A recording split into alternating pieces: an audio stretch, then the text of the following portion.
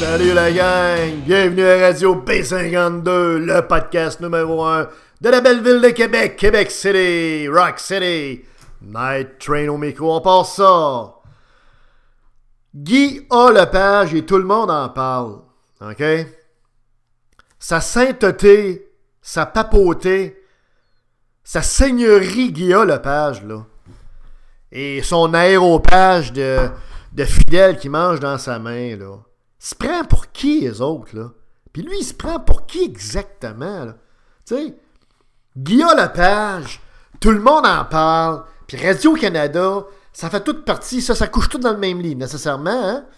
Mais ils se prennent pour qui, à un moment donné, là? Tu sais, c'est pas croyable, là. Écoutez, moi, là, j'écoute pas ça, ça fait longtemps, puis là, je me suis fait violent, j'ai écouté ça dans les dernières semaines, j'ai écouté quelques émissions, pour voir si, bon, ça avait évolué un peu. Inutile de vous dire qu'il n'y a rien qui a évolué, ça a plutôt fait du surplace, puis quand on fait du surplace, eh bien, comme vous le savez, on régresse. Et j'ai écouté, bon, la dernière émission, il y avait un monsieur, écoutez, Alexandre Taillefer, pardon, qui est une honorable personne, qui est un homme d'affaires, qui part une entreprise de taxi. L'autre fin de semaine, ou l'autre dimanche avant, il y avait un monsieur Rainbow qui était là, puis qui s'est fait un petit peu rentrer dans le petit lard. Écoutez, mais sans rentrer là, dans des choses spécifiques pour l'instant, il y a quand même des questions, là, je dirais, légitimes qui se posent, là, tu sais. Parce que, comme vous le savez, Guy A. Lepage, il est bien payé. Son petit monsieur aussi, là, le donneur de cartes, la même chose, il est très, très bien payé. Pourquoi on ne sait pas leur salaire? Première des choses, là, Radio-Canada, c'est payé par vous puis moi, ça. Comment ça se fait qu'on ne sait pas leur salaire? Comment ça se fait qu'on peut connaître leur salaire? Vous savez, n'importe quel fonctionnaire qui travaille, que ce soit au fédéral, au provincial, à Radio-Canada, ben, vous savez c'est quoi les échelles salariales, vous savez c'est quoi les... Bon, à moins que ça soit des petites nominations discrétionnaires par en tout, que ce ne soit pas vraiment du personnel. Mais normalement, quand c'est public, quand c'est l'argent du public, vous, moi et votre voisin et vos voisins qui payez le salaire de M. Lepage, on sera en droit de savoir son salaire. Assez étrangement, il est impossible de savoir son salaire. Écoutez, on a une petite équipe ici, mais on est assez ferré dans le web, puis je dirais dans le forage d'informations, OK? Puis on n'a pas été capable de trouver l'information. Si elle existe, envoyez-nous l'information à radio-b52@outlook.com. On ne l'a pas trouvé. Et ça, c'est quand même étrange, parce que c'est de nature publique. C'est pas un contrat entre une entreprise privée, comme si, mettons, ils étaient à TVA, ou au Canal V, ou ailleurs. Non, on parle de Radio-Canada, là, Radio Montréal. Là. Hein? On devrait baptiser ça d'ailleurs Radio Montréal. Impossible d'avoir cette information-là. Donc, très étrange et surtout très, très anormal. OK? On comprendra que il y a actuellement, là, si on regarde ça là, globalement, là, ce que vous voyez, là, c'est qu'il y a une clique. Il y a une clique à Montréal. Appelez-la comme vous voulez, la clique du plateau Mont-Royal, la clique de Montréal, la clique insulaire, le village gaulois. Il y a bien des épithètes qu'on peut donner à ces sympathiques loups-garous, à ces sympathiques personnages un peu étranges à barbe. Mais c'est un monopole d'État de la culture, dans le fond, qui se passe actuellement avec cette clique-là. Fait qu'il y a une petite gang de fonctionnaires avec une petite gang de la clique là, de l'industrie de la culture. Puis tout ce beau monde-là font la pluie et le beau temps, font ce qu'ils veulent. Guy A. Lepage semble être, sinon le grand prêtre de tout ça, du moins extrêmement influent. Ce gars-là peut vous détruire une réputation en un tweet. OK? Fait que quand tu es capable de faire ça, ça veut dire que tu as un petit peu de power, tu as un petit peu d'influence. Ce qui est étrange, c'est comment ça se fait que ce bonhomme-là a cette influence-là et a cette popularité-là. Et nous, on le dit comme ça parce que quand on regarde ça à sa face même, l'émission Tout le monde en parle, il y a beaucoup de personnalités qui n'acceptent pas d'aller là parce que, comme vous le savez, c'est stagé. OK? Ça veut dire que le montage de l'émission finale, qui dure 2 heures, je crois, sous toute réserve, ben, ce montage-là, il est décidé par Guy A. Lepage puis sa gang. Il décide de couper quelque chose puis de laisser d'autres choses qui font la refaire. Sur un total d'à peu près 4 heures de tape, il en garde 2. Fait que vous comprendrez que comme ces gens-là sont tous de gauche, sont tous des socialistes, sont tous comme l'île de Montréal en général, là, des gens qui sont pour l'interventionnisme étatique, les dépenses publiques tout azimut, les grands déficits, tout ce que vous voulez qui vient avec la gauche, ben ces gens-là vont avoir tendance à favoriser les gens, les invités qui ont exprimé des idées évidemment de gauche. Les idées de droite ne sont pas les bienvenues. On va les accepter, on va les entendre, mais on va avoir tendance à les tourner en dérision. Okay? Ce qui ne va pas dans le sens de la clique, ce qui ne va pas dans le sens de la papauté, du Vatican de Radio-Canada de Guillaume Lepage est tourné en dérision. Les gens qui ne pensent pas comme eux, ce pas des gens qui ont des idées valables en soi pour eux, là. Pas du tout. Vous ne pouvez pas avoir une idée contre la leur qui est valable, qui est intrinsèquement valide, qui a de la substance, qui a une solidité, un argumentaire qui est appuyé. Non, non, non, non. C'est parce que vous n'avez pas compris leur idée. Alors, tant que vous n'adhérez pas, comprenez-vous, à la secte, ben vous ne comprenez pas. Vous êtes pas intelligent trop, là. Il faut que vous compreniez et que vous acceptiez de comprendre les choses dans la même perspective, dans le même, excusez le terme, prisme d'analyse que M. A. Lepage et ses sbires. Comprenez-vous? Sinon, point de salut, OK? L'autre chose qu'on peut remarquer, c'est que nous, on est sur le web beaucoup. Vous savez, on fait de la radio web. Et je pense que c'est connu que M. Lepage fait énormément appel à Twitter. C'est un grand Twitterologue. Il tweet beaucoup. Quand je vous dis, le Twitter, c'est sur 140 caractères, 140 digits, mais vous savez comme moi que c'est extrêmement puissant, surtout si ça vient de quelqu'un d'influent. Donc, vous pouvez briser, détruire, appuyer, applaudir quelqu'un. Vous pouvez vraiment aider ou nuire à quelqu'un juste avec 140 caractères. Ça peut être très, très, très dur. Et donc, c'est à utiliser avec parcimonie, avec nuance et avec jugement.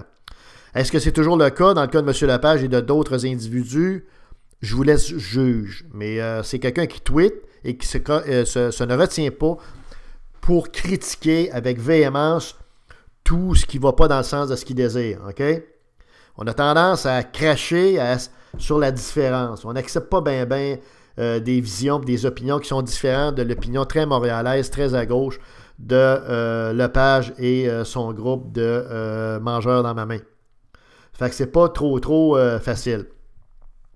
Ce qui est également connu, c'est que les gens ont intérêt à l'avoir de leur côté. Donc, les gens ont tendance à se mettre un petit peu à quatre pattes à ses pieds, puis à faire les choses comme bon lui semble. Et puis, bon, ben écoutez, c'est comme ça que ça marche. Fait que c'est croix ou meurs, t'es avec moi ou t'es contre moi. Si t'es pas avec moi, t'es contre moi. T'sais. On n'est pas trop là donc ça fait un petit peu moyen enjeu cette histoire-là, dans le temps des castes, là, puis tout ça. Fait que c'est pas trop édifiant dans le milieu de la culture. Je connais des gens dans le domaine, nous, du cinéma, qui en arrachent, pas parce qu'ils sont pas talentueux, c'est probablement les plus talentueux qu'il n'y a pas, ou parmi les plus talentueux, mais parce qu'ils sont pas dans la clique. C'est tout simplement, c'est tout simple que ça. C'est une clique. OK? Fait que si t'es pas dedans, ou si t'es en périphérie, plus t'es en périphérie, ben plus tu vas tirer le lion par la queue, puis tu vas gagner des miettes, puis tu n'auras pas de contrat. C'est de même ça marche, comprends-tu? Fait que c'est plate, mais c'est ça. Tout le monde en parle, j'écoutais ça, moi. Eux autres, là, ils font, dans le fond, ce qu'on appelle, moi j'appelle ça de la désinformation populiste. C'est-à-dire qu'au lieu de dire les choses avec un peu plus d'objectivité, de transparence, d'analyse, puis de profondeur, puis regarder le pour et le contre d'une question, on s'en va, on prend un angle là, très, très lepagien, très, très radio-canadien, radio-montréalais, qui est un angle, évidemment, qui tend toujours vers la gauche, puis là, on fait du populisme avec ça. Puis finalement, on s'assure que les gens qui sont dans les estrades, comprends-tu, qui sont volontairement ou involontairement complices de ça, applaudissent les idées qui vont dans le sens que, évidemment, la papauté désire. Et sinon, on ne dit pas un mot et on n'applaudit pas. Fait que c'est pas trop le fun, cette affaire-là, tu sais. Vous savez, Guillaume Lepage, là, c'est un gars qui a traité Maxime Bernier de zouf. Vous et moi, on ferait ça, là, puis on se ferait poursuivre, ou je sais pas trop quoi, en tout cas, on aurait des problèmes, tu sais. Parce que Maxime Bernier, là, qu'on soit de gauche ou de droite, d'extrême gauche ou de centre, ou où vous voulez, Maxime Bernier, actuellement, c'est un candidat pour le Parti conservateur du Canada qui désire devenir le chef du Parti conservateur et éventuellement le premier ministre du Canada.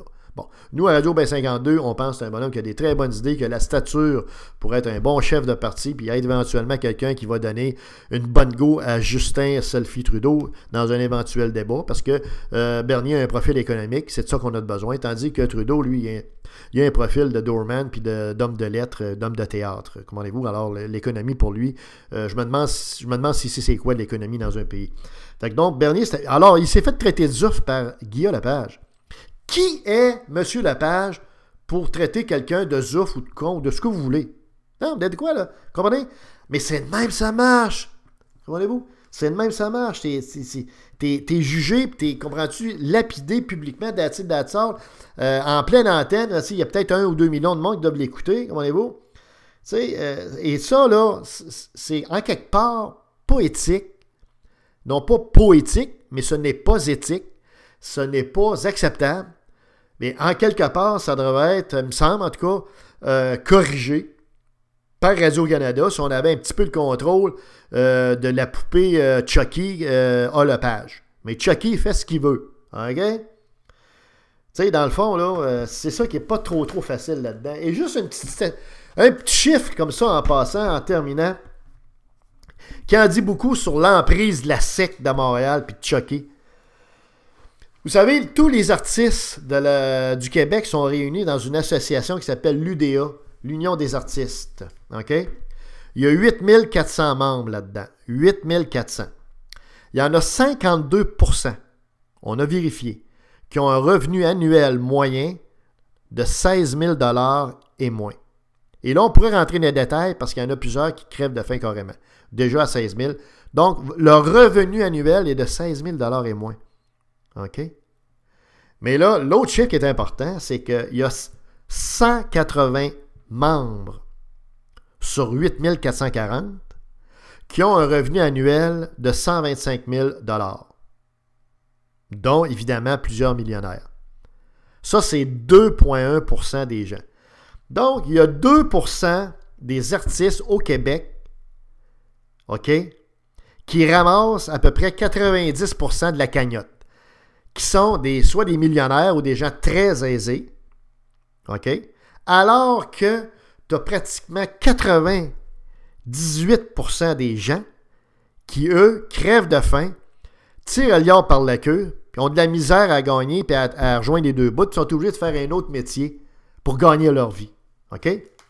Parmi les millionnaires, il y a Guilla, il y a Guylaine Tremblay, qui est une très bonne comédienne, sur le 100%, en tout respect, une fille de Québec en plus, je crois. Bravo, Guylaine. Il y a Mario Matt, il y a Véro. C'est tous des gens qui sont corrects l'an passant. C'est des gens qui sont des bons artistes et tout ça. Dans le cas de Guillaume Lepage, de la façon dont il se comporte, on peut-tu émettre certaines réserves puis se demander si, dans le fond, ce clown-là mérite d'être un millionnaire payé par l'État, c'est-à-dire par vous et moi. Par sa fortune, il vous la doit, il nous la doit. En contrepartie, il pourra peut-être avoir un comportement un petit peu plus ouvert d'esprit, un petit peu plus éthique, puis un petit peu moins méprisant pour un paquet de monde qui ne pense pas comme la clique, comme la secte, comme la papauté, comme la seigneurie, comme Chucky A. Lepage. C'était Radio B52, Night Train au micro.